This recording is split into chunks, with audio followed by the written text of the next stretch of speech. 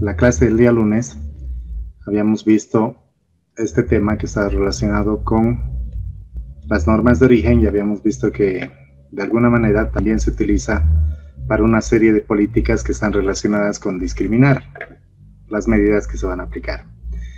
Se había hablado el día lunes en que existen políticas que aplican a algunos países, como es el caso del contingente. Por esa misma razón es importante, si se acuerdan del concepto, es importante conocer que una mercancía que proviene de un país específico solamente va a poder ingresar hasta el volumen, hasta la cantidad que ha sido determinada, y por lo tanto posteriormente se entendería que los niveles arancelarios que se van a cobrar para esas mercancías van a ser el que se aplica para el resto de los países. Vamos a repasar un poquito hasta el contingente de manera muy rápida en un momento, pero si ustedes se fijan también en la diapositiva, existen los aranceles preferenciales y lo que se pretende es que aquellas mercancías que han sido negociadas en un acuerdo comercial y que han cumplido con las condiciones de la negociación, son aquellas mercancías que van a poder ingresar al mercado nacional bajo la presentación de un certificado de origen. No se olviden que el certificado de origen es uno de los documentos que acreditan que una mercancía ha sido fabricada o producida en un país determinado. Además, nos dice que se aplican también para las medidas antidumping. Es decir, según lo que habíamos conversado, cuando sea necesario aplicar una medida antidumping, también se tiene que verificar a través de la utilización de un certificado de origen. Porque es importante conocer que la mercancía que proviene de un país específico tiene que tener la condición o la medida antidumping en el sentido de que el arancel que se le va a cobrar tiene que ser un arancel que permita equilibrar los precios en el mercado interno. La misma figura aplicaría para los derechos compensatorios. Entonces, de manera muy resumida, tenemos ahí lo que habíamos visto en la anterior clase. Finalmente, lo que nos decía es que con el tema de la globalización, que vuelve mucho más complejo el proceso de fabricación de una mercancía, este aspecto lo que está generando es que más bien se tenga que identificar que en la elaboración de un producto han participado más de un país y por lo tanto es necesario conocer cuál es aquel país al que se lo va a considerar como el país originario de una mercancía determinada. Respecto a lo del contingente, ahí tienen una pequeña revisión a manera de resumen de lo que se había hablado la clase del día lunes y teníamos el nivel arancelario y se podía observar que existe dentro del contingente un arancel que se le aplica a las 1000 toneladas de una mercancía específica que serían del nivel del 10% o del grado del 10% y que por lo tanto una vez que se complete esta cantidad, posteriormente las mercancías que van a ser importadas, que serían consideradas fuera del contingente, van a tener que cancelar o pagar el arancel que es aplicable a cualquiera de los países de los cuales se importa esta mercancía y es equivalente al 80%. Entonces, en este pequeño gráfico tenemos el resumen de lo que era el contingente más la descripción de lo que nos interesaba y de lo que habíamos revisado en la clase anterior. Y que me acuerdo que una de las personas que participó en el curso, no me acuerdo el nombre exactamente, hizo un pequeño resumen donde nos explicaba cómo se aplicaba esto del contingente y como ven, sí tenía relación y tenía sentido con lo que les estoy mostrando ahora. Entonces, deberíamos cuestionarnos cuándo se utilizan las normas de origen, que es un poco un repaso de lo que estábamos viendo sobre el acuerdo de las normas de origen de la OMC. Y nos dice que las normas de origen se utilizan en el comercio internacional cada vez que el trato de un artículo importado varía en función del lugar donde se produjo.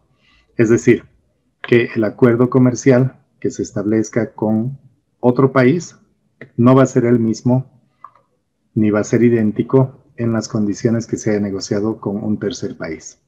Podría ser que las mercancías de las cuales estemos hablando provengan de Cuba y puede hacer que las condiciones y características del producto negociado sean distintos y totalmente diferentes a lo que se haya podido negociar, por poner otro ejemplo, con México. Entonces, como ven, en cada uno de los acuerdos que se suscribe, el trato para un artículo importado va a ser diferente, dado que se va a considerar el lugar o va a variar en función del lugar donde ha sido producido. Es decir, que en cada uno de los casos es necesario hacer una distinción basada en el país de origen de la mercancía. Y esto es fácil de entender porque en el caso de un país como Cuba, posiblemente sus intereses comerciales no estén a la par o estén igual que en los intereses comerciales que podría tener México. Entonces, si nosotros importamos una mercancía de México, las condiciones en las cuales se haya negociado esa mercancía van a ser totalmente diferentes a las que se podría negociar con Cuba. Un ejemplo simple, un escritorio hecho con melamina tiene mayor posibilidad de ser fabricado en México que de ser fabricado en Cuba. Entonces, las condiciones que negocie para que la mercancía califique como originaria con México van a ser totalmente diferentes a las condiciones que hubiera negociado o que estoy negociando con Cuba, porque se entenderá que la capacidad productiva que tiene México va a ser distinta a la capacidad productiva que tiene Cuba. El acceso a los materiales, el acceso a los insumos, eso también se deberá determinar entonces en el acuerdo específico. Por eso es que cada vez que se habla de un artículo importado, las condiciones van a ser diferentes en función del país de donde se traigan estas mercancías. Nos dice además en esta diapositiva que el trato aduanero va a estar relacionado con los derechos de importación, es decir, los aranceles. Y nos dice además que el caso más frecuente es cuando se importa una mercancía para determinar qué tipo arancelario debe aplicarse. En la misma línea, entonces, cuando pensamos en importar una mercancía específica, tenemos que pensar cuál es el nivel arancelario que se va a cobrar por esa mercancía, dependiendo de lo que se haya alcanzado en un acuerdo comercial. Si se acuerdan, cuando habíamos visto en el anterior módulo, habíamos hablado que existen grados o niveles de desgravación arancelaria dentro de un acuerdo comercial específico. Y esos grados o niveles de desgravación arancelaria son los que nos permiten determinar las condiciones en las cuales va a ingresar una mercancía. Es decir, podríamos tener una apertura comercial del 100% con el Mercosur y con México para esa misma mercancía podría ser un trato arancelario diferente, que tenga que pagar, por poner un ejemplo, un 20% de arancel. Entonces, el trato arancelario va a ser diferente o los derechos de importación que se van a cancelar también van a ser diferentes dependiendo del país de donde venga la mercancía. Y a manera de resumen, tenemos ahí que se tienen los contingentes, que son las restricciones cuantitativas, tenemos los derechos antidumping o compensatorios y también tenemos la aplicación de medidas sanitarias por inspección de cuarentena o cualquier otro tipo de medidas que se podría generar. Si ustedes se acuerdan, hubo una explosión que tenía rastros y restos nucleares en el Japón. ¿Se acuerdan cuál fue la empresa japonesa que tuvo estos problemas y que por lo tanto tuvieron que cerrar esa fábrica en el Japón?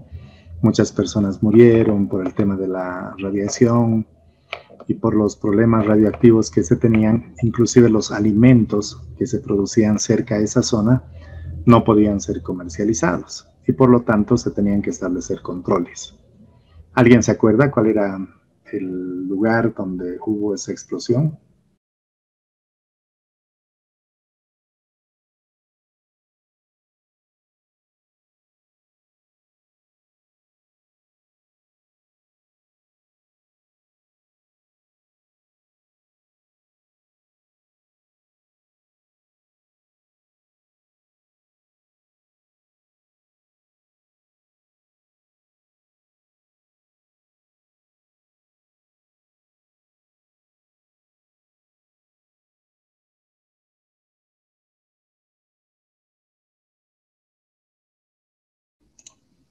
¿Alguien se acuerda dónde fue?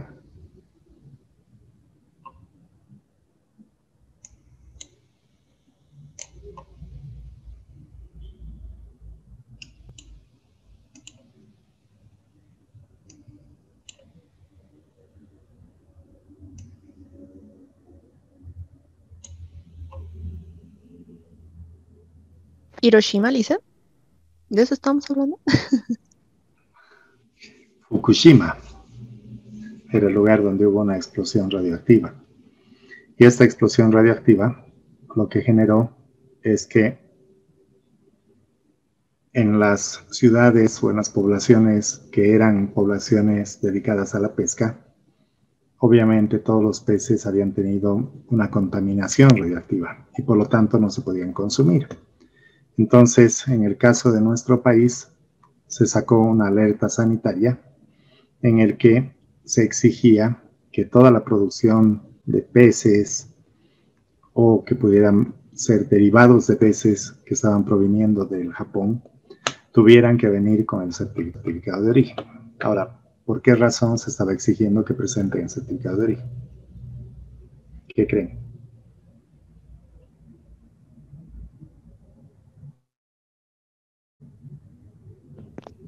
Que si tenemos el certificado de origen y dice que está viniendo de Japón y sabemos que ha tenido un accidente nuclear hace poco, entonces sería como una alerta para el país que lo está adquiriendo, supongo. Sí, es correcto. Y en realidad la idea sería que esas mercancías no ingresen al país, porque se entiende que serían radioactivos, serían dañinos para la salud humana y por lo tanto esta medida sanitaria lo que estaría estableciendo es que no ingresen este tipo de mercancías al territorio nacional. Entonces, con esa medida lo que se hace es controlar que no ingresen este tipo de productos porque se entiende que después del accidente que han tenido en Fukushima, obviamente era bien complicado el permitir el ingreso de este tipo de peces, diremos así, o pescados al territorio nacional. Pero aunque no crean, en la práctica lo que se daba es que algunos japoneses traían dentro de su maleta estos pescados porque están acostumbrados a su consumo y por lo tanto había que establecer cierto tipo de controles también por parte de la aduana, más allá de las medidas sanitarias para mercancías en calidad de importación, sino que también para controlar que este tipo de productos o mercancías que estaban trayendo no ingresen al territorio nacional. Uno se puede imaginar bajo qué condiciones se estarán trayendo esos pescados, que estaban en las maletas de las personas, entonces imagínense cuán complicado era establecer los controles para regular el no ingreso de estas mercancías al territorio nacional. Como ven, entonces, el certificado de origen también ayuda para aplicar este tipo de medidas sanitarias que tienen como finalidad controlar y regular el ingreso que podría causar daño a las personas. Después, en quinto lugar, lo que tenemos es que se establecen para estadísticas comerciales. Nuevamente, habíamos hablado en la anterior clase que los países llevan un control y lo hacen a través de las aduanas que comunican a los organismos de estadísticas, en el caso boliviano al Instituto Nacional de Estadísticas, para que lleve un control sobre la cantidad de mercancías que ingresan de los países determinados. Y estas estadísticas también se pueden llevar a cabo o se pueden llevar adelante utilizando el certificado de origen. Y por último, tenemos el etiquetado del país de origen, que de hecho lo que nos permite es identificar exactamente cuál ha sido el país que fabrica una mercancía específica, dependiendo qué tipo de control se quiera hacer. Ahora, nos dice además que algunos países aplican también otro tipo de medidas de política comercial que requieren la utilización de las normas de origen. Por más que las mercancías no tengan un beneficio o una preferencia arancelaria específica, sí en algunos países se considera importante que se puede establecer como una regulación el uso del certificado de origen para el control del ingreso de estas mercancías. Entonces, con estas medidas se puede de alguna manera hacer seguimiento también a las mercancías que están ingresando a un país determinado. ¿Alguna duda que tengan sobre esta parte?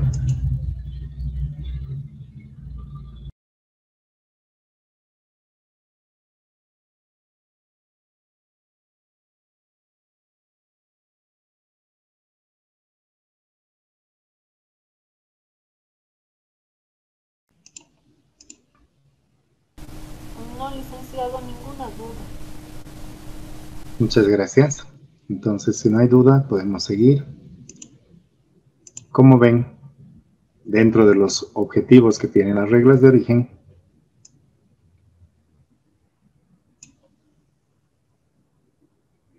se tiene que el objetivo principal de las exigencias del origen consiste en establecer condiciones de producción. Entonces ahí podemos ver que hay un punto inicial en el cual tenemos que prestar atención, que está relacionado con las condiciones en las cuales se produce una mercancía. Y además nos dice que debe cumplir este producto para poder acceder a las preferencias arancelarias negociadas. Nuevamente insisto en ese aspecto, en cada uno de los acuerdos comerciales que se negocia, se establecen las condiciones que tiene que cumplir una mercancía específica. Y al definir esas condiciones que tiene que cumplir, es decir, las condiciones de producción, se van a determinar cuáles serían las preferencias arancelarias a las cuales va a tener acceso esa mercancía. De hecho, esas preferencias arancelarias han sido negociadas en el acuerdo comercial y también se establecen las condiciones en las cuales van a ser comercializadas las mercancías al amparo de las facilidades y obligaciones que se tienen definidas o establecidas de manera integral en cada uno de los acuerdos. Por lo tanto, cuando se habla de mercancías que van a ingresar a un país, de otro país con el cual se tiene un acuerdo comercial, entonces es importante conocer cuáles son las condiciones de producción que se han establecido para garantizar que esas mercancías pueden ingresar o no pueden ingresar a un mercado específico. Si las condiciones de producción establecen que los materiales que se tienen que utilizar tienen que ser 100% originarios del país de donde proviene, entonces van a ser unas condiciones que tendrían una exigencia alta. Pero también se podrían establecer condiciones en las cuales se permita que las mercancías que están ingresando a un país puedan tener establecidos en el acuerdo ciertos requisitos en los cuales se determine de qué manera tiene que cumplirse o los procesos de producción o los procesos de transformación o toda la fabricación de una mercancía. En algunos casos se podría considerar que simplemente podría utilizar un porcentaje de la mercancía que se está importando, pero eso lo vamos a ver un poco más adelante para tener claros estos conceptos.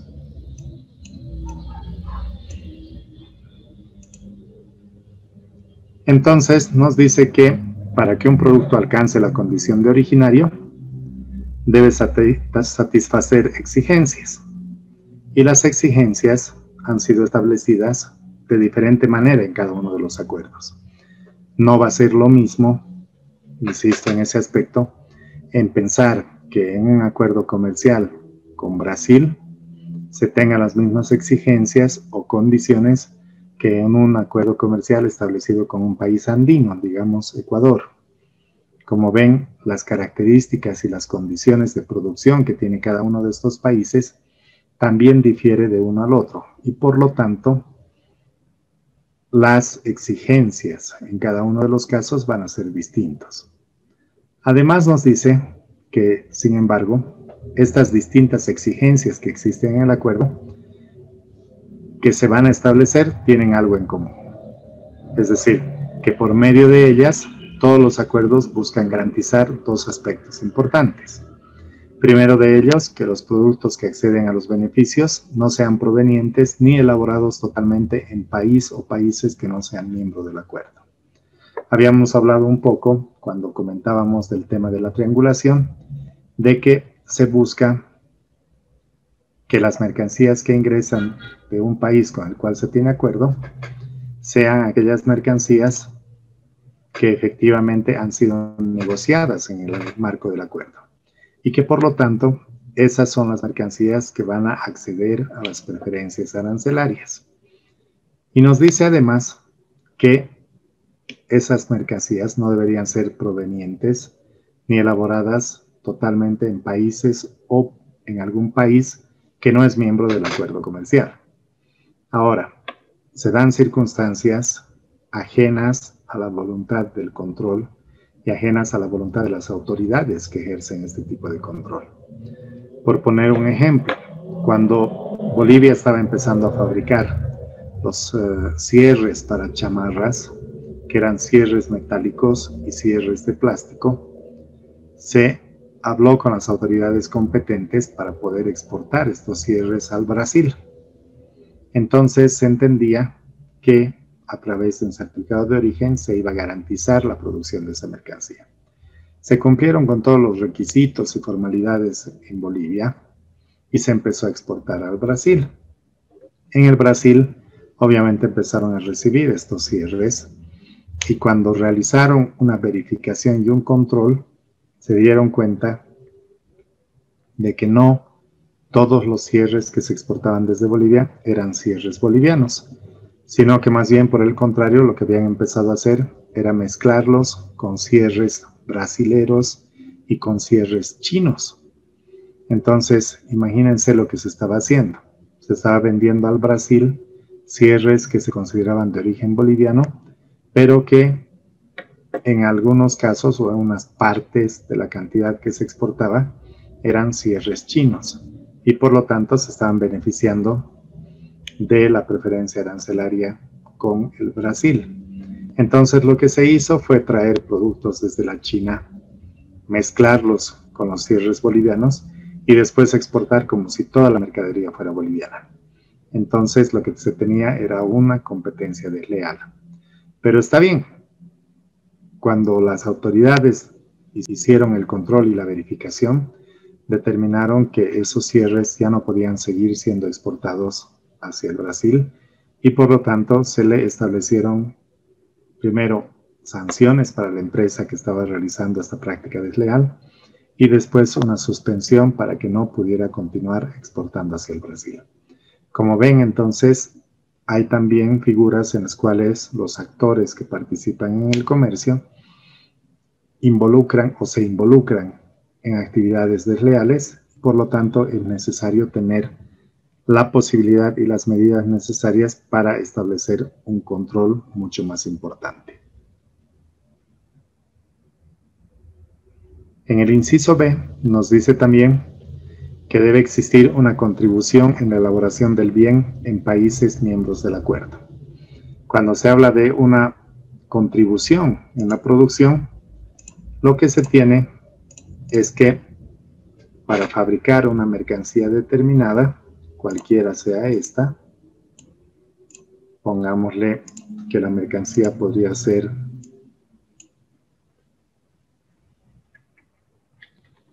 baterías, o mejor,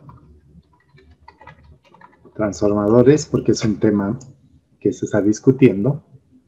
Entonces, cuando se van a fabricar transformadores en un país determinado, digamos que el país es Bolivia,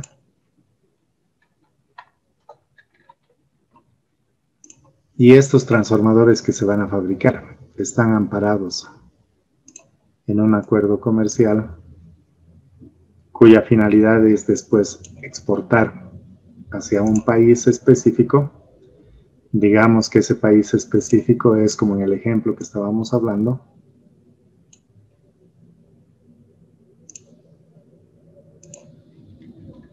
Argentina,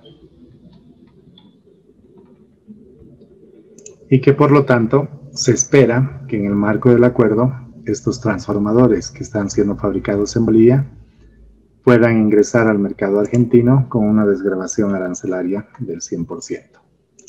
Entonces, lo que se espera es que los transformadores sean originarios,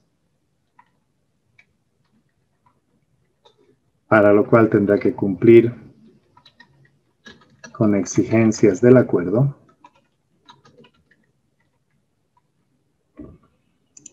y nos dice que como una opción adicional o como una opción beneficiosa para este proceso de comercialización, se puede pensar en que algunos insumos podrían ser fabricados en Argentina y después estos insumos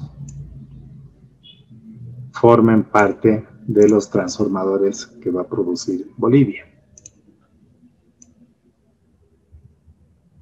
Entonces vamos a tener materiales o insumos o partes, si prefieren, que han sido fabricadas en Argentina y que han sido posteriormente incorporadas en la producción de lo que sería el transformador en el lado boliviano. Entonces, lo que nos está diciendo el concepto es que se pretende, de alguna manera, que una mercancía que es fabricada en uno de los países pueda contar con insumos importados del otro país, con la intención de lograr una complementariedad productiva.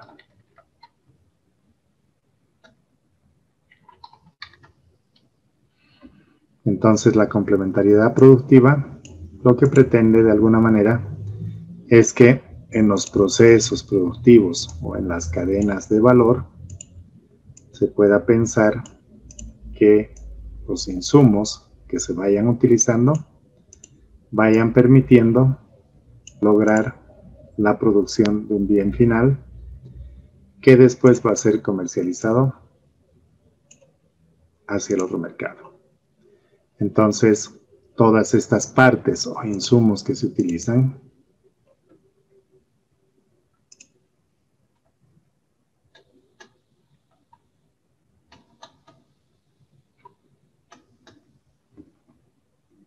van a ser elaborados o fabricados en los dos países, de manera que exista complementariedad productiva. Ahora, ¿cuál es la utilidad? Que los procesos de industrialización permitan que en aquellos países donde se tiene un grado productivo con niveles de industrialización más altos, puedan utilizar insumos de manera complementaria del otro país con el que se suscribe un acuerdo comercial, con la finalidad de mejorar las condiciones de ambos países.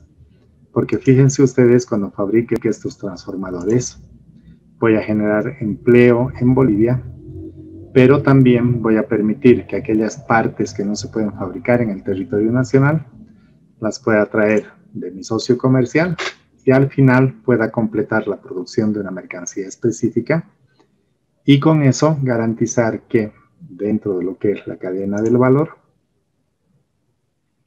se pueda tener una complementariedad productiva que garantice que al final la mercancía elaborada tenga una preferencia arancelaria del 100% y con eso se genere beneficios para ambos países. ¿Algún comentario sobre este ejemplo?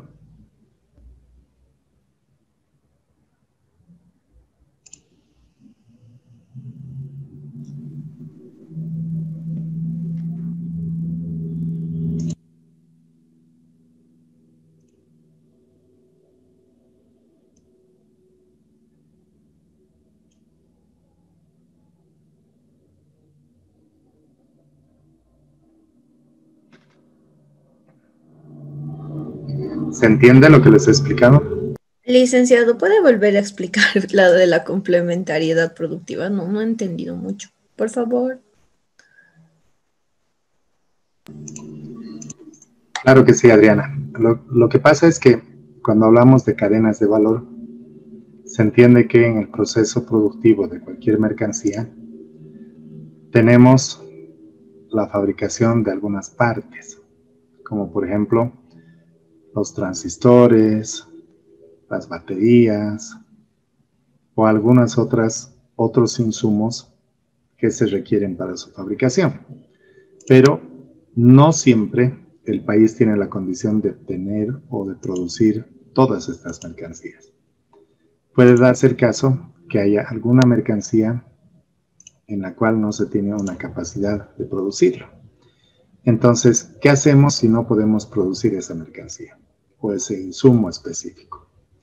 Lo que tenemos que hacer es importarlo de algún lado, porque en el país no existe la capacidad de producirlo. Digamos que este insumo que nosotros necesitamos importar, lo podríamos traer de cualquier otro país en el mundo. este insumo 3 que tenemos ahí en nuestra cadena de valor, lo podríamos traer de cualquier otro país en el mundo. ¿Está bien? Entonces lo podríamos importar y se esperaría que con ese insumo importado completemos la fabricación de los transformadores. Pero, ¿cuál es el beneficio de tener este insumo importado de un país que no es miembro del acuerdo? No va a aportar a la complementariedad productiva entre ambos países. Entonces, lo más práctico para que funcione y sea útil el acuerdo es que este insumo 3 que nos hace falta podamos complementarlo importando desde el país Argentina y lo agreguemos a nuestra producción.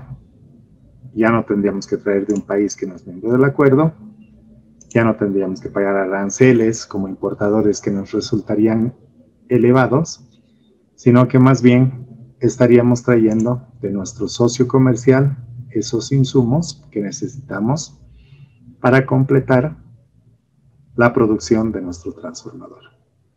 Entonces, como ven, eso nos permite en esta cadena del valor generar una complementariedad productiva. Voy a utilizar otro ejemplo sobre esto mismo para que sea también fácil de entender. Ustedes saben que en algunos países se fabrican vehículos y son países que son vecinos nuestros. Entonces, mirando desde el otro lado, tenemos a Brasil, que es un país que fabrica vehículos, y tenemos a Bolivia, que compramos el bien final, es decir, compramos vehículos provenientes del Brasil, pero que también podemos aportar a esa cadena del valor con insumos para fabricar un vehículo, que es lo que necesitamos. Necesitamos tener, por poner algunos temas o algunos términos, necesitamos el motor, necesitamos el chasis,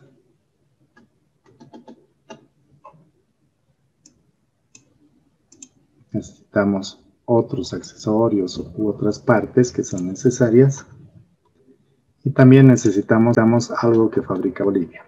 ¿Qué es lo que nosotros fabricamos como partes que pueden constituirse en insumos para los vehículos? ¿Alguna idea?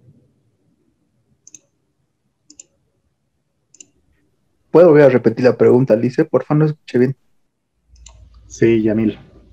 Lo que les pregunto es, ¿Bolivia tiene algo que venderle al Brasil que pueda ser incorporado en los vehículos? ¿Ustedes conocen o saben de alguna parte de vehículos que nosotros fabricamos que se le pueda vender para que sean incorporados obviamente en los vehículos? ¿Baterías? ¿Llantas? ¿Se acuerdan del frío, frío, caliente, caliente, tibio, tibio, no ven? Llantas, no. Baterías, no.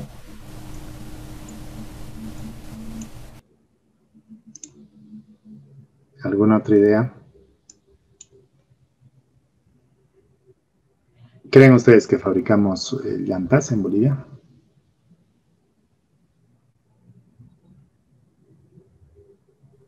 Pero Alice, ¿no se podría enviar la materia prima para hacer eso? Tal vez. Está muy bien. Porque el caucho podría mandarlo para hacer llantas. Sí, ahora ya es más sintético lo que se maneja, ¿no? Ya no se utiliza tanto el tema del caucho. Pero sí, podría ser algunos insumos que nosotros podríamos mandar para que puedan fabricar. Estoy de acuerdo en eso. Pero, ¿qué creen que nosotros podríamos mandar como insumos? ¿O qué creen que nosotros podríamos aportar como partes que van a formar o que van a complementar un vehículo?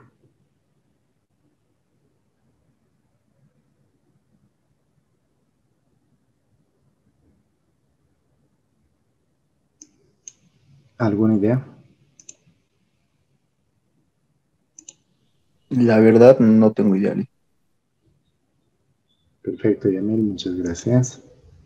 En el país se fabrican pastillas de freno,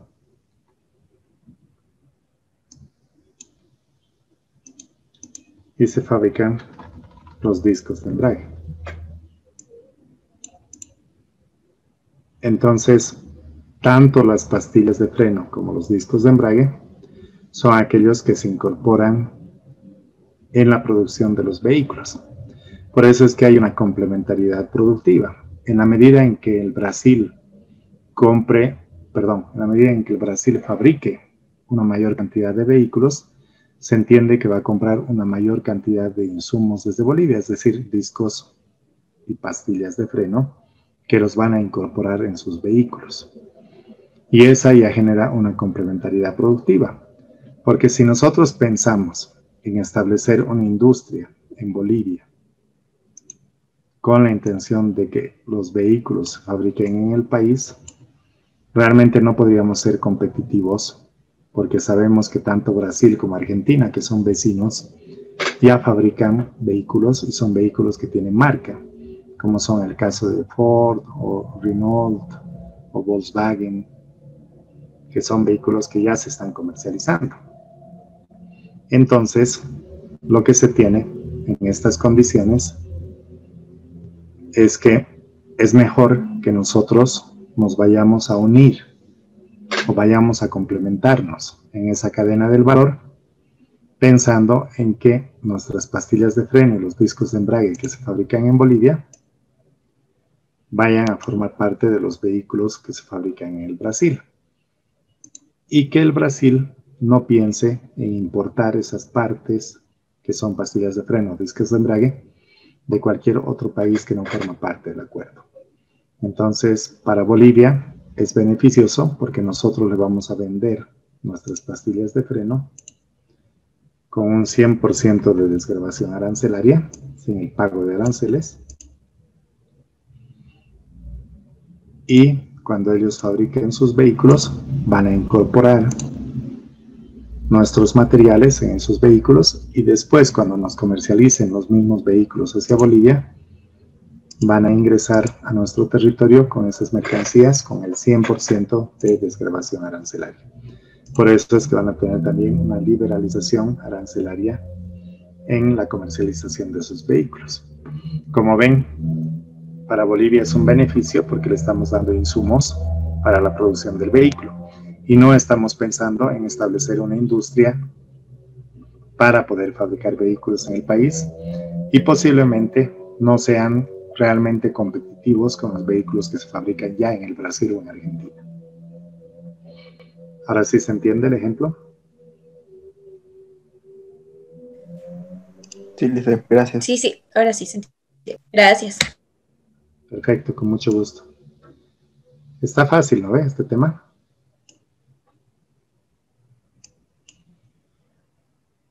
O interesante, por lo menos.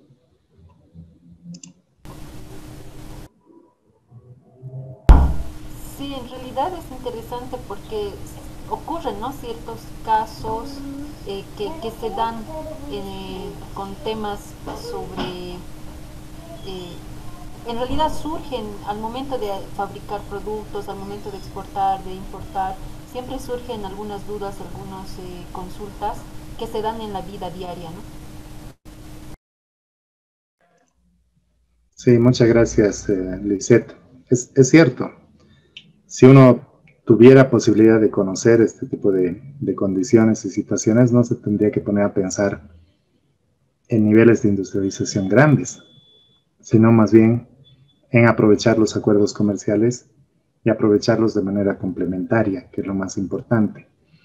Sabemos que el pensar en ingresar a un nivel o a un grado competitivo con países que tienen industrias tan grandes y que son nuestros vecinos, pues es bien difícil para nosotros. Pero si se puede pensar en que podríamos aprovechar de alguna manera de incorporarnos a esos procesos productivos sería mucho más sencillo. Y con eso garantizaríamos de alguna manera que la producción nacional se incorpore en las industrias de los países vecinos. Entonces, un ejemplo pequeño es el tema de los vehículos y las pastillas de freno y los discos de embrague, pero que sí hay empresas que ya se han dado cuenta de que es una muy buena alternativa y la calidad de las pastillas de freno bolivianas y los discos de embrague que se están fabricando actualmente tienen buena aceptación en el lado brasilero y argentino y por lo tanto es un mercado que se puede explotar. Entonces esas son las condiciones que hay que mirar y de esa forma hay que pensar en que se puede avanzar en el comercio, no compitiendo, sino más bien complementando la producción. Entonces, este inciso B, como ven ahí, nos habla de que debería existir una contribución en la elaboración del bien en países miembros del acuerdo. Que esa es la idea, que de alguna manera se pretenda tener complementariedad productiva entre los países que forman parte de un acuerdo comercial. Entonces, si tenemos esa contribución en la elaboración del bien entre los países miembros del acuerdo, puede ser mutuamente beneficioso. Y un poco a eso debería apuntar nuestro país cuando piense en acuerdos comerciales, y no que piense en que tiene que salir a competir en ciertos mercados en los cuales ya sabemos que hay empresas establecidas. Hay sectores que efectivamente sí se pueden abrir hacia la competencia. La industria CRIS, por ejemplo, es una industria bastante grande que si ustedes se fijan en los productos como son mayonesa, ketchup o mostaza, van a ver ustedes que en la etiqueta misma del producto inclusive ya se está comercializando en el Paraguay, porque dice el nombre del distribuidor en Paraguay, la empresa que se hace cargo y que el producto ha sido elaborado para exportar. Si alguno de ustedes consume este tipo de productos y consume la marca CRIS, van a poder leer ahí que efectivamente ya se está exportando hacia el mercado paraguayo. Entonces hay alternativas en los países fronterizos y hay alternativas también para la industria nacional. En aquellos rubros en los que tradicionalmente no se pensaba que se podían llegar a los mercados internacionales, pero que actualmente es mucho más fácil que se den esas condiciones. Entonces, hablando nuevamente de esta parte de los objetivos, entre los incisos A y B, nos dice que efectivamente lo que interesa es que se beneficien las mercancías que han sido negociadas y que además se genere una complementariedad productiva. Además nos dice que los requerimientos de producción que se establecen van a ir acompañados de lo que se denominan reglas de origen. Y estas reglas de origen pueden ser empleadas como un incentivo para utilizar insumos que son producidos en el ámbito de los países del acuerdo. Entonces, las exigencias de origen van a constituir un mecanismo que va a garantizar o va a aumentar la demanda de los insumos que, gracias a esta regla de origen, se pueden incluir como una exigencia y que formaría parte del acuerdo. Volviendo a nuestro ejemplo, se podría establecer como un requisito de que las pastillas de freno y los discos de embrague, para que el producto que ha sido fabricado sea reconocido como originario, es decir, los vehículos, como una exigencia se tiene que establecer que estas pastillas de freno y estos discos de embrague sean de origen boliviano. Si son de origen boliviano, entonces cumple con la condición o cumple con el requisito de origen de la mercancía. Por lo tanto, si Brasil quisiera comprar de cualquier otro país, digamos de la China, aún así, la mercancía no sería reconocida como originaria, porque se incorpora pastillas de freno o discos de embrague chinos, el vehículo ya no va a poder ser comercializado como originario, porque se ha establecido una condición en que las pastillas de freno y los discos de embrague sean de origen de los países miembros del acuerdo. Por lo tanto, solamente podrían ser considerados los que están dentro del acuerdo y no así los que están por fuera del acuerdo, como en el caso de lo que sería China. ¿Se entiende el ejemplo? Sí, Lice.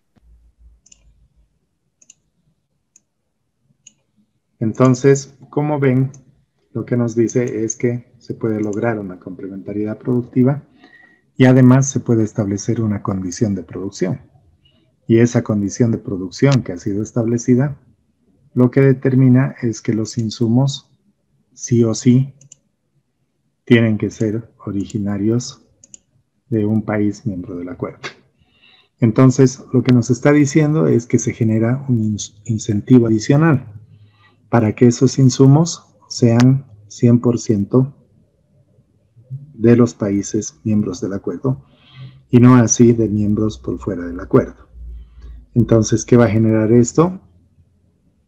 Mayor demanda por los productos elaborados en Bolivia, en el ejemplo, y por lo tanto el crecimiento de esta industria, el crecimiento del empleo y de alguna manera que la complementariedad productiva entre ambos países permita mejores condiciones no solamente para el que produce el bien final, sino también para el otro país. Entonces, bajo esas condiciones, se esperaría que ambos países se beneficien.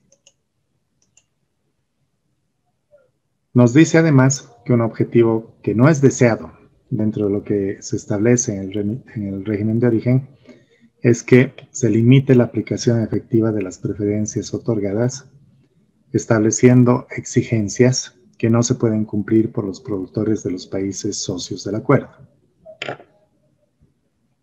En nuestro ejemplo, lo que podría darse es que en lugar de que nosotros fabriquemos pastillas de freno y discos de embrague, se establezca una condición de que el motor tiene que ser fabricado en uno de los países miembros del acuerdo, en este caso Bolivia. Como ustedes saben, Bolivia no tiene capacidad de producir motor. Ahora lo que se le está diciendo es que el motor tampoco lo puede importar desde cualquier otro país. Si no lo puede importar desde cualquier otro país, estoy estableciendo una exigencia demasiado elevada que va a afectar a la industria de la fabricación de los vehículos. Y por lo tanto, Brasil se va a ver imposibilitado de fabricar estos vehículos porque le estoy poniendo una exigencia demasiado alta. Y con esta exigencia que es demasiado alta, se entiende que ni Bolivia va a poderle vender partes o insumos y por tanto tampoco Brasil va a poder fabricar los vehículos como bienes finales, porque la exigencia que le hemos puesto en el acuerdo es que el motor sea boliviano. Si tenemos ese tipo de acuerdos, entonces se constituye en algo limitativo y por lo tanto, al ser limitativo, no podría pensarse en una comercialización posterior. Un ejemplo similar se ha dado en el marco de la Comunidad Andina,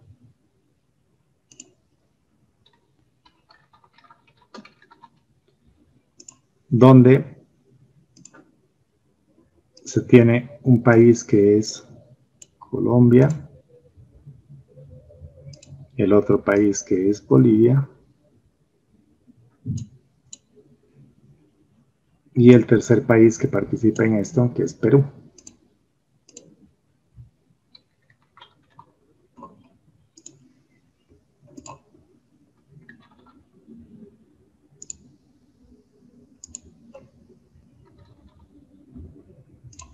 Colombia fabrica o produce lo que es el alimento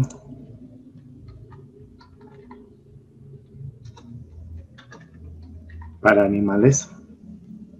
En este alimento para animales estamos hablando de la comida balanceada para los perritos y los gatitos, que los fabrica Colombia. Y una vez que lo fabrica, se lo comercializa al Perú. Pero dentro de las exigencias que se ha establecido en el ámbito de la Comunidad Andina, no se olviden que la Comunidad Andina es un bloque de países, que son 4. Lo voy a anotar solamente Ecuador a este lado, porque Ecuador no participa de este comercio, en el que se tiene una exigencia donde dice que para producir comida para animales se tiene que utilizar un 10% de soya boliviana. Entonces, lo que se tiene es que Bolivia,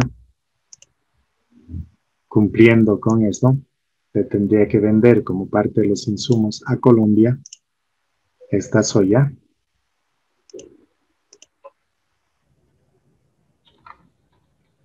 Obviamente con un 100% de desgravación arancelaria,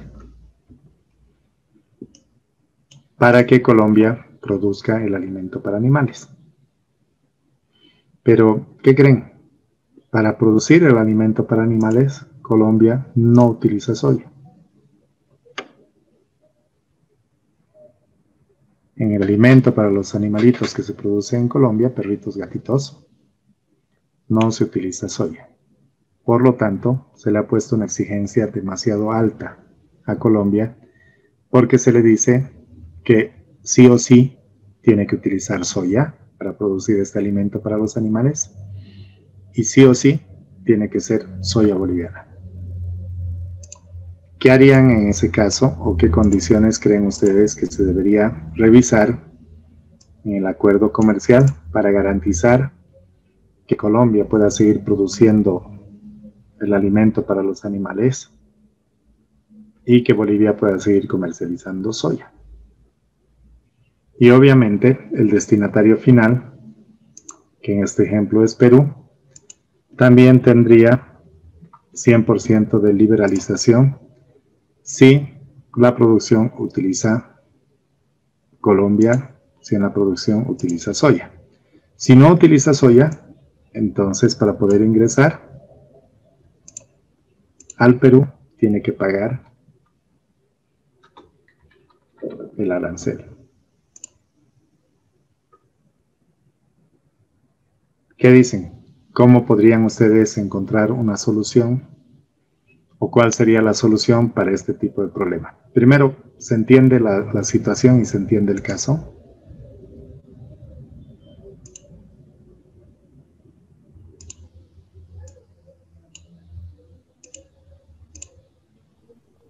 Liz, estamos hablando de un solo producto que debe llevar soya para comida para animales.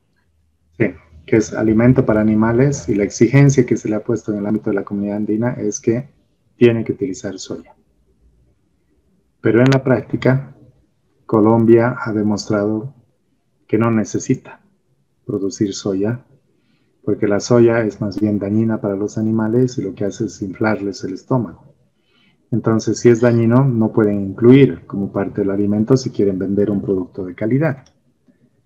Entonces, para producir su bien o su producto de calidad, que es el alimento para los animales, no utiliza soya, y para venderle al Perú, que es su mercado, tiene que pagar arancel. Si no quisiera pagar arancel, tendría que cumplir con la exigencia de que tiene que utilizar un 10% en la comida para animales de soya boliviana. Es decir, que al 90% de lo que ellos producen tienen que aumentarle 10% de soya. La primera pregunta es, ¿se entiende el planteamiento? ¿Se entiende el caso del que les estoy hablando? ¿Sí, Talía? No, sí se entiende, solo que como es algo que está prohibido y es dañino, no sé cómo puede a la fuerza incluirse para poder tener estar libre de arancel. Eso es muy complicado. Lo que pasa es que cuando se estableció las condiciones dentro del acuerdo comercial en el ámbito de la Comunidad Andina, se pensó en que Bolivia tiene que producir soya y se le tiene que dar oportunidades para que con la soya boliviana se ingrese a los mercados andinos, y por lo tanto se puso en el alimento para animales posiblemente sin conocer el tema del daño que podía causar, se pensó que se podía incorporar un 10% en el alimento para los animales. Ah, bueno. Esa era la condición en la cual se había establecido. Ahora, ¿qué solución se le puede dar? Esa es la pregunta que les hago a ustedes.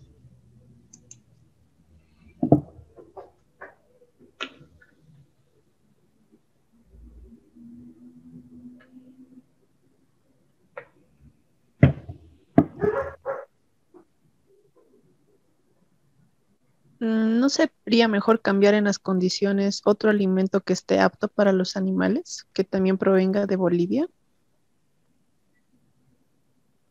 De acuerdo, una de las alternativas podría ser eliminar esta condición y se podría pensar en otro insumo que podría comercializar Bolivia, ¿no es cierto? Sí, Lice. Gracias, Talía. ¿Alguna otra idea que tengan?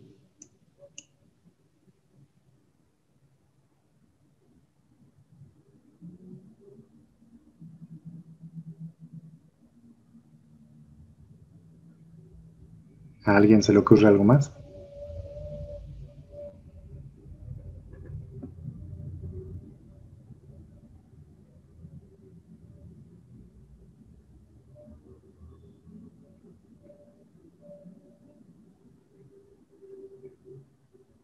¿Qué dices, Wendy? ¿Qué opinas?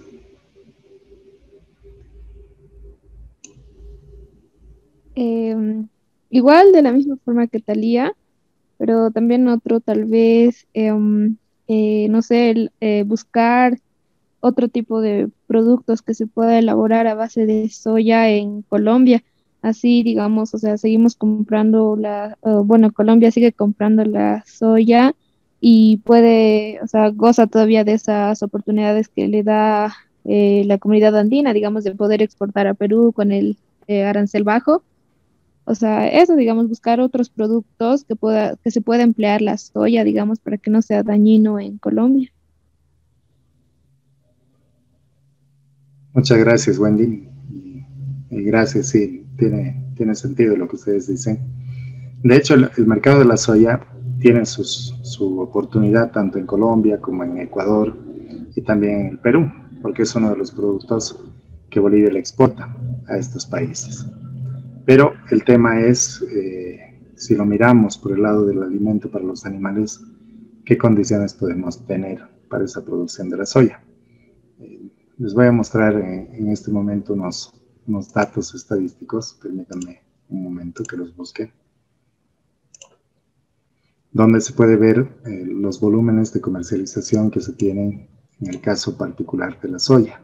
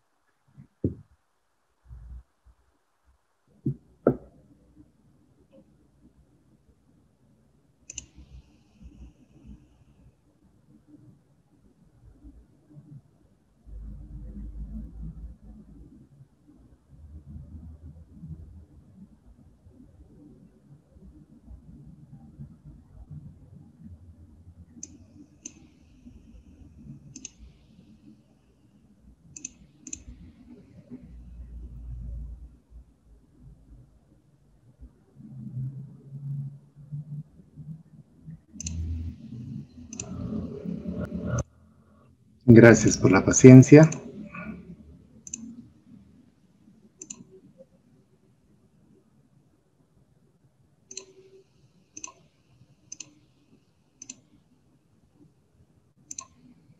Fíjense, no me acuerdo si ya les había mostrado estos datos estadísticos, pero cuando tenemos el país, estamos hablando de Colombia, tenemos ahí la información de lo que se tiene en el comercio en Bolivia-Colombia. ¿Se acuerdan que ya les había mostrado estos datos? Sí, Lice, pero era creo con Argentina y con la gasolina, creo, petróleo. Sí, había otro producto, ¿no es cierto? Pero fíjense los volúmenes que nosotros exportamos, en el caso particular de lo que es soya. Torta de soya representa el 2018 47% del volumen o del total de lo que nosotros exportamos, y el 2019 es un 40%. Aceite de soya, aceites de soya igual y sus fracciones. Si sumamos todo lo que es soya, tendríamos acá 4%, 31% más 40%, 76% de todo lo que le vendemos a Colombia es soya. Entonces, el mercado de la soya, de alguna manera, en el caso de Colombia, está asegurado. Como ven, no hay mucha dificultad para el tema comercial por el lado de la soya. Entonces, volviendo a lo que teníamos en nuestra pizarra, se podría decir que la exportación solo de soya no va a tener ninguna dificultad para seguir ingresando al mercado colombiano. Entonces la soya, como producto, que no va a ir para el alimento para los animales, sino que va a ingresar al mercado colombiano de manera individual o de manera particular, independiente de lo que es la producción de alimento para animales, sigue teniendo garantizado el mercado colombiano. ¿Está bien? Entonces, por ese lado, no habría ninguna dificultad. Ahora, ¿cómo solucionamos el tema de lo que exige el acuerdo en el que el 10% debería ser soya boliviana? Lo que se ha trabajado como una solución alternativa es que se tengan dos exigencias. Primero, que Colombia puede producir el alimento sin soya. Y segundo, si utiliza soya, tiene que ser boliviana.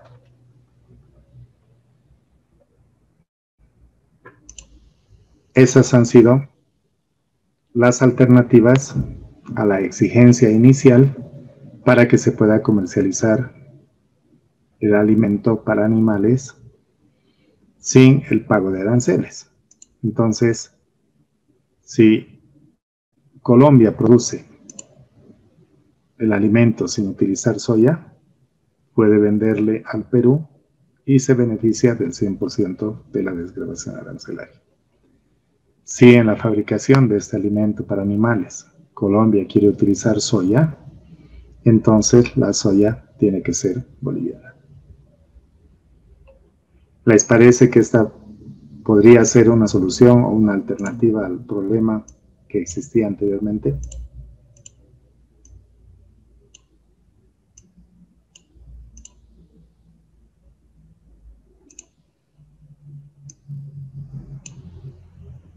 ¿Qué opinan al respecto? ¿Es una solución?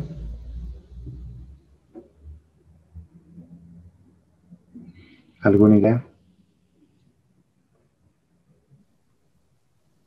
Lice, yo pienso que tal vez sería que Colombia produce el alimento sin soya, porque, a ver, nos ponemos en el lugar de que hace caso omiso, digamos, de que la soya puede ser tóxico para los animales, Entonces, esta información va a llegar a Perú y de la misma forma yo pienso que su producto no se va a vender. Entonces, la pérdida va a ser la misma de lo que paga tal vez el arancel. Entonces, yo pienso que debería ser que Colombia produzca el alimento sin soya y que tal vez reformule el tratado que tiene con Perú para que, o sea, porque de la soya se puede sacar otros productos y tal vez Colombia proponer que va a seguir comprando la soya, pero producir otros productos que no sea tóxico tal vez y que se pueda exportar a Perú. Muchas gracias, Wendy. Es más o menos esa la línea, pero a tu comentario solamente quisiera hacer una pequeña observación. No existiría un acuerdo exclusivo entre lo que es Colombia y Perú, sino que más bien es un acuerdo en el ámbito de la comunidad andina, porque se entiende que todo lo que se maneja dentro de los países andinos, Colombia, Bolivia, Ecuador y Perú, se maneja como un bloque, se maneja como comunidad andina. Entonces el relacionamiento entre Colombia y Perú está amparado en el relacionamiento del marco de la comunidad andina. Por eso es que cuando se habla de el tratamiento que se le tiene que dar a las mercancías, en este caso particular al alimento para animales, se piensa que exclusivamente en el marco de la comunidad andina se debería considerar este criterio de que Colombia va a producir el alimento sin soya, que es lo que tú decías, que es correcto y estoy muy de acuerdo con lo que tú has manifestado. Entonces, si produce el alimento sin soya, no tiene que pagar arancel y va a tener una desgravación arancelaria del 100%. Eso implica que el alimento para animales va a poder ingresar sin ningún tipo de restricción al Perú y, como tú también manifestabas, sin ningún tipo de obstáculo ni observación por parte de las autoridades sanitarias peruanas, porque saben que al no incluir soya no es dañino para los animales. Entonces lo que Colombia estaría aplicando es esto. Y en el hipotético caso de que quisiera utilizar en algún momento soya, entonces tendrá que pensar que esa soya tiene que ser boliviana. Por lo tanto, se le está dando ambas alternativas. Quien toma la decisión de qué tipo de producción va a realizar es Colombia en este ejemplo. Como ven, entonces, lo que nos está mostrando es que también bajo estas condiciones lo que se tiene es que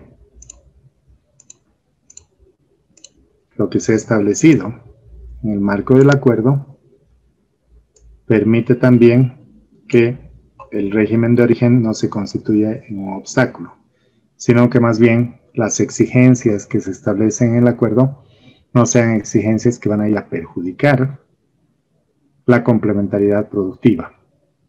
Como hemos visto en el caso del alimento para animales, la regla de origen que existía se constituía en una exigencia que iba en contra de los países miembros del acuerdo y por lo tanto limitaba la aplicación efectiva de las preferencias arancelarias.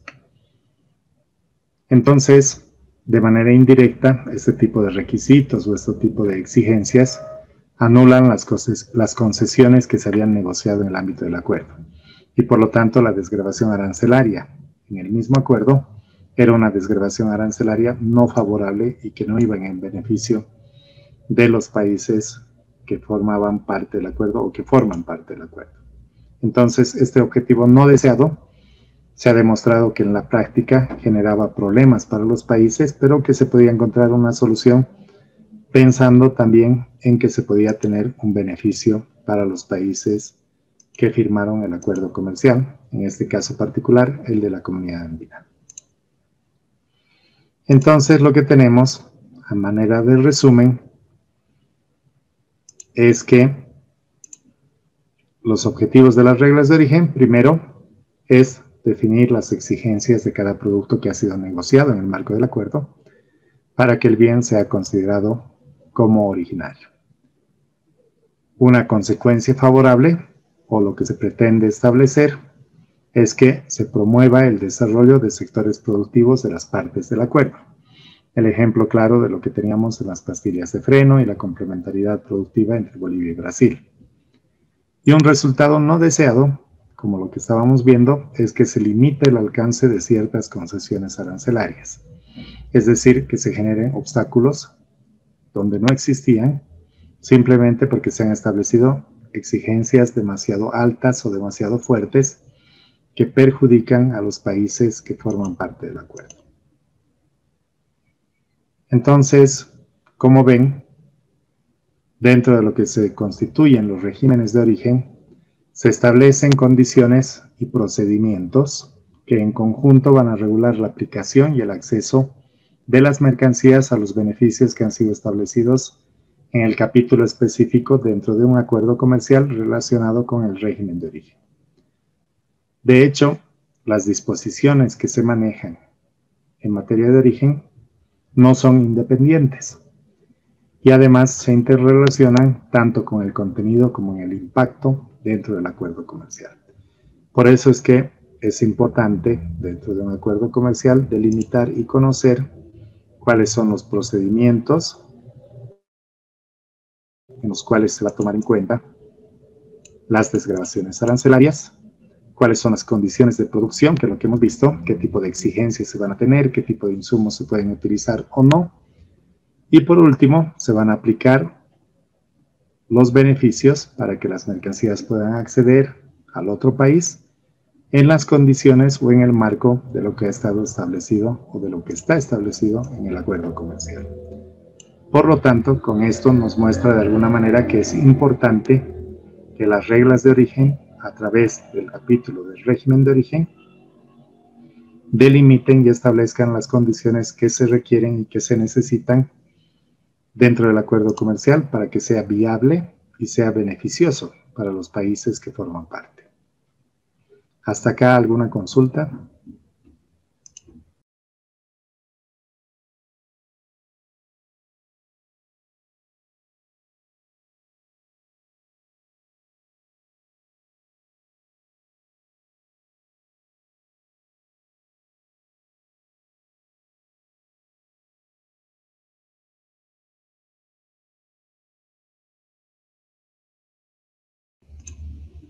Si no hay ninguna consulta, sí, por favor, adelante. Como usted indica, primero tenemos que conocer, primero definir el acuerdo, con qué países estamos trabajando, ¿no? Conocer bien los procedimientos y definir las condiciones de producción dependiendo del acuerdo con el que vamos a trabajar.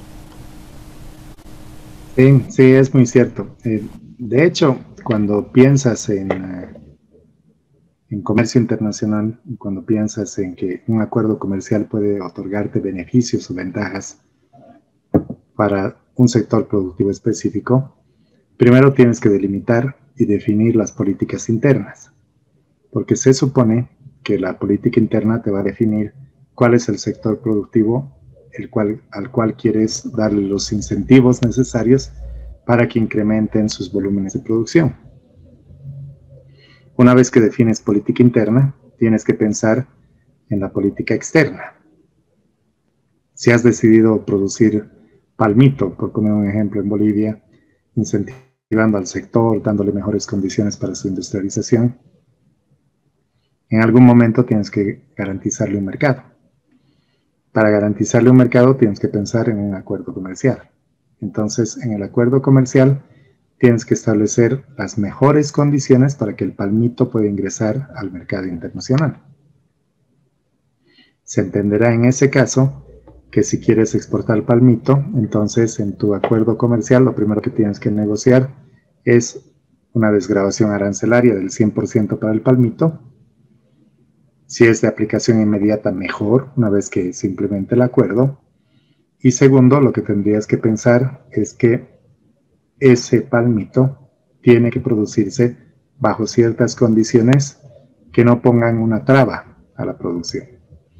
Si quieres exportar palmito enlatado, por poner un ejemplo, sabemos claramente que en Bolivia estos enlatados no se producen y las latas hay que importarlas de afuera. Las máquinas que te van a permitir realizar el enlatado también las tienes que importar de afuera. Entonces, no te vas a poner una condición de que las máquinas para enlatar o las mismas latas tengan que ser fabricadas en la región. Si sabes que solamente eso lo puedes adquirir de otros mercados con los cuales no tienes un acuerdo comercial.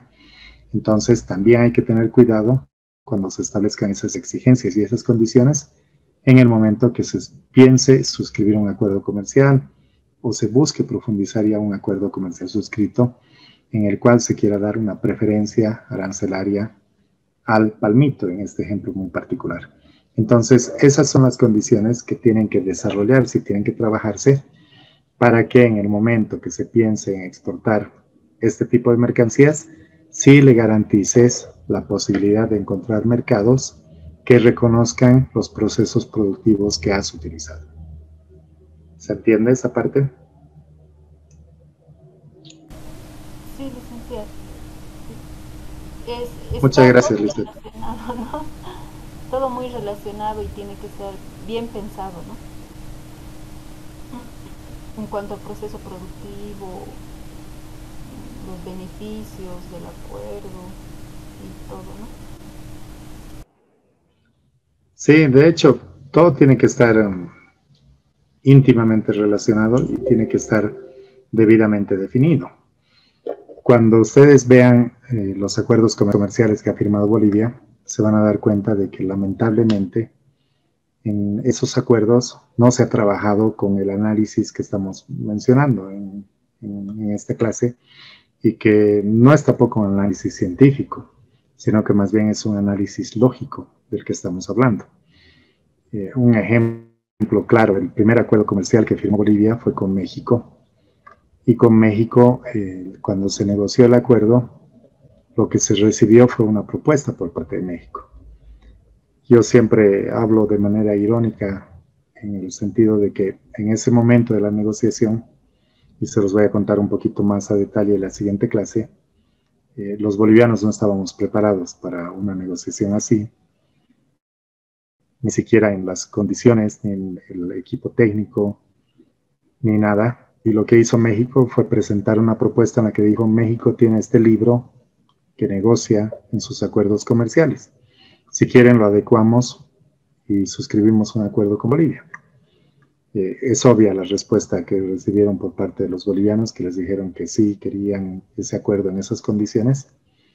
Y pues el acuerdo comercial que tenemos con México nació así y así funciona. Pero no responde de ninguna manera a los intereses nacionales, lamentablemente. De acuerdo, hemos cumplido la hora, no me gustaría quitarles más tiempo. Simplemente agradecerles por su asistencia a la clase y también por la participación que han tenido ustedes también en la clase. Así que muchísimas gracias y nos vemos el día viernes.